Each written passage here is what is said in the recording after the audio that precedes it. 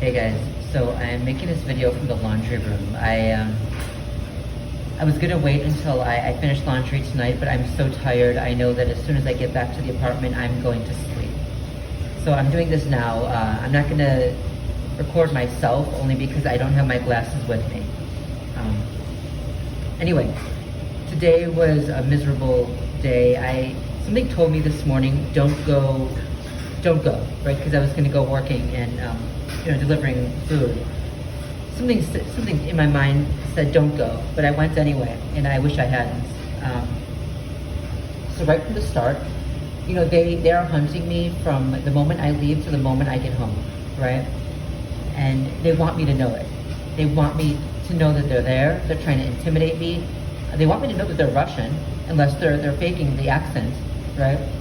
It's almost a way for them to say, yeah, we're here, do something about it. And they want me to do something about it, right? They want me to really... Okay, so I'm taking public transportation again now, because when I work, I try to work in populated areas of the city. And it would just, it's not like this is a desolate area, but, it's not as populated as other areas. So I'll take public transportation, and because now I've been vaccinated, so it's not that big of a deal. But today, so I went, as I walked up to the bus stop, there was a guy standing there. There were a few people standing there, but one of the guys, he made the gesture, and I'm thinking, he's Russian, right? He didn't speak yet. I didn't hear his accent yet at that point, but I'm thinking he's Russian. A few minutes later, he did say something to another man who was with him, and yep, it was a Russian accent, a thick Russian accent. I used to say, well, I'm not gonna assume, right? Because I assume they're Russian, but they might not be if they haven't spoken. But what I've found is that I'm correct more often than not.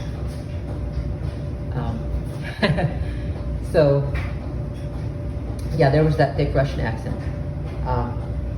Right. So I got to the area where I work in, and I keep getting these orders to go farther west than I would like, because that takes me out of the majorly populated area, and it's not into a desolate place, but it's just not quite as populated. And so, and it's farther too, and remember, I'm walking, so it's a lot farther west. And well, they had someone following me. I was walking to the location, and he was following behind me. I had felt someone behind me, and I looked back, and sure enough, there was someone behind me, and he was maybe 12 feet behind me, looking at his phone, looking at me, looking at his phone. I slowed down, he slowed down. I sped up, he sped up. Finally, I came to a stop to let him pass, and he did pass, but very slowly. And in order to keep him in front of me and to stay, well back, I had to barely move, right? And I had an order to get to. I had to pick up the customer's order. So finally, I just went, and I walked quicker. I passed him up, and again, he's following behind me. Well, he followed me right to the location, to the restaurant where I had to pick up the customer's order. And when I went in, he literally sat outside waiting. And that's when I got really pissed. Because the order wasn't ready yet, and I ran outside with my camera, and I walked up to him, camera in hand, other fist clenched, and that's when he finally left. Okay, so fast forward, I delivered that order. Next order, a guy is following me again, and again, it's in the same area it's a few blocks. It's just outside the more populated area, and so this guy's following, and again, I felt someone behind me, and I looked back, and there was someone behind me. He was following me. Eventually, he did pass me up, and we were walking at that point. I was walking behind him, and I had, Google Maps open because I'm trying to, get directions to the location, to the restaurant where I had to pick up the customer's order, the next customer, and I knew what street I had to turn on. And I'm thinking to myself, you know what? He's gonna turn on that same street, and he's gonna do it before I do. Sure enough, before I got to the corner to turn, he turned right there, right? He turned right there. So it looked like I was following him.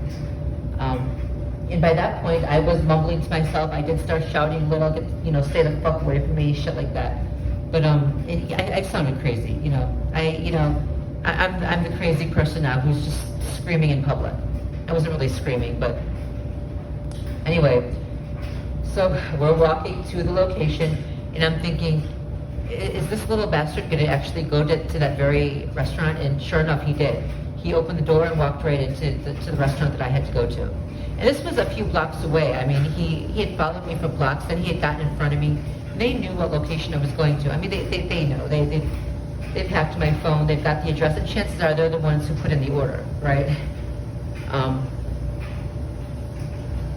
Yeah, he followed me right to the location, or should I say he went in before I did.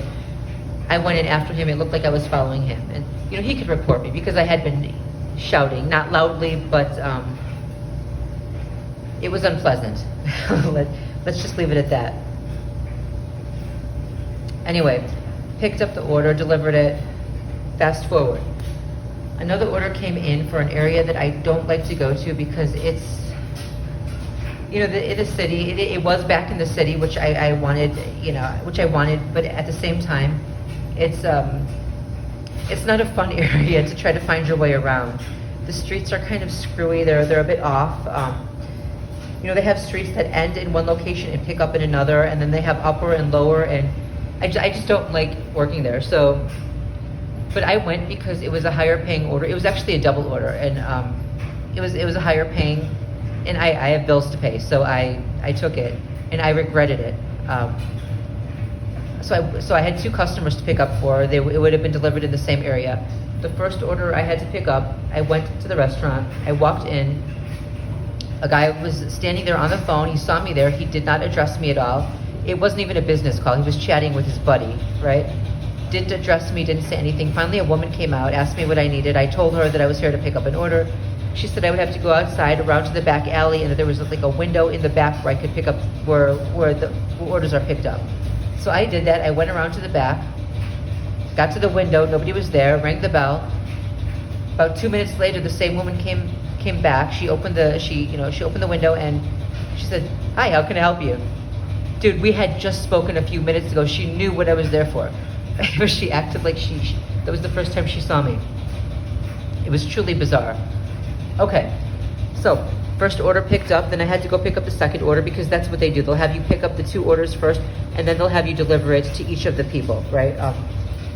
So I went to pick up the second order, and as I got there, I noticed there was a bit of chaos. There was security all around, and the area was blocked off, and it was wet. The street was waterlogged, and there were giant hoses everywhere, and I'm thinking, oh shit. So I asked the security guard, I told him, look, I have to pick up an order for a customer, and he said, well, they're doing a rolling shoot or something like that, and that I should ask the other security guard because he might be able to let me through. Now, I didn't know what a rolling shoot was, and I didn't see any cameras, so I didn't know that they were filming a movie. And if I had just looked a little bit closer, I would have seen a few really old cop cars, it looked like maybe from the 50s or something. That would have given it away, but no, I didn't pick it up. So I went to the other security guard, and I said, look, I don't know what's going on, but I need to get through. I have to pick up this order for my customer. He said, well, they were in between shoots, and that they're letting people in occasionally, in between shoots when the shoot ends. When the shoots end, I'm sorry. That's when I looked over and I noticed the older cop cars, and I realized they were filming a movie. But keep in mind, I had two orders to deliver, and I had two orders to deliver. One I already picked up, and I still had to pick up the other, right? So I waited, and don't get me wrong, the security guards were really nice. They were nice, but I waited, and finally we were allowed in, and I went and I picked up the order, and well, I tried to anyway. At first it was a little difficult because there was these giant hoses everywhere, and we had to step over them, and it was, I don't know what was going on, but and then as I was walking, I couldn't find the address because everything was barricaded, and it looked like some places were closed, and I hadn't been in that area for years and years, so I didn't know what I was looking for. And so then I noticed this dog running up to me, a really, a big, lovable, fluffy, shaggy, wonderful dog, and really friendly too. And the guy who was walking him, it looked a little curious because, do we know each other? No. I don't know if he was part of the shoot or what, but, he asked me where I was going and if and so I told him, I told him the restaurant I was going to, and he did direct me to the right place. So that was nice. And the dog was really nice. I think that was the best part of the entire day.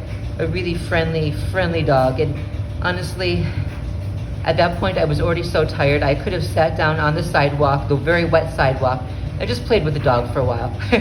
but no. So I went and I picked up the order, and then I went back out, and this was my fault. I thought the address was a bit farther out of the way, so I left the area, and then I realized that the address I had to deliver it to, this was the first delivery address, was right in that area. Well, screw me. I went back, and by the time I went back, they were shooting again, so I waited like another 10 minutes. Finally, that was my fault. I'm not good with directions. So, right. So finally I got the first order delivered. Then it was time to leave to deliver the second order, and by the time I got there, I was late, and I don't know if it had leaked out in my bag or what, but it wasn't looking great. And I did apologize to the guy in a text because he wanted me to leave it downstairs for him. All he could do was apologize, explain to him why I was late. Hopefully he won't report me. Keeping my fingers crossed. Okay. Left that location. Oh, and by the way, it was hard to get into that location too because the main entrance, there was a sign on it. That was also closed, and it said for construction purposes, personnel only. So it took me a while to walk around the building to find out how the hell to get even into that building, and that's happening a lot lately. I'm getting sent to these ridiculous places where the entrances are closed, or something is barricaded, or some shit is going on where you can't get in. Okay, right. So I left, the next order came in, Hooters.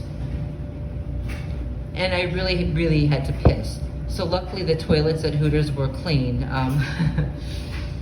Picked that up, delivered that. And I'm thinking, you know what? I'm done for the day, I'm tired.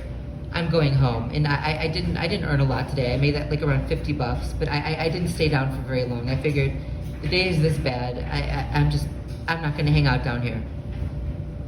So for the grand finale, on the way home, I got on the bus and I walked all the way to the back, and at first there were no issues. It didn't seem like there were any perpetrators. Nobody bothered me. No one said anything.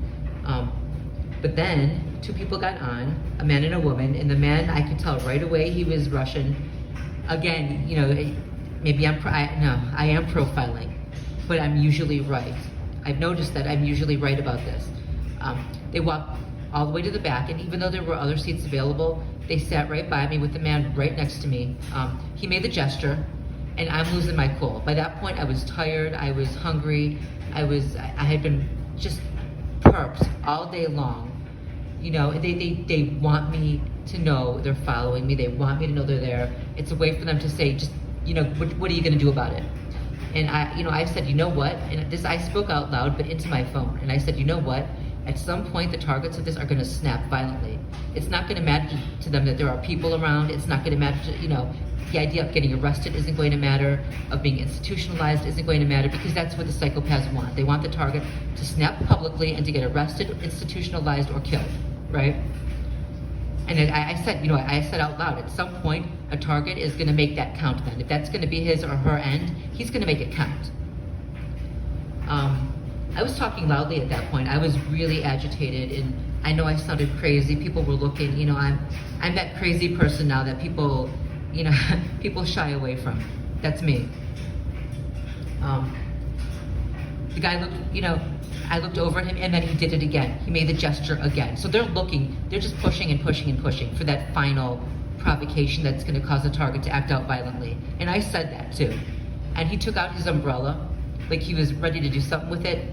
And the woman sitting next to him took his hand and took the umbrella away and said, "Don't worry, he's not going to kill you." And she was talking to him.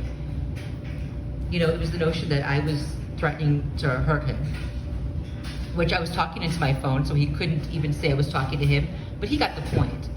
And he acted afraid, despite the fact that this is exactly what they want. They're intentionally provoking for a negative response. By the time I got home, I was exhausted, and I had to do laundry. I'm doing laundry now, and I'm making this video now because I know by the time I get back up to the apartment later, I'm gonna be too tired. Anyway, I just wanted to discuss what happened today. It's been a long day. Peace.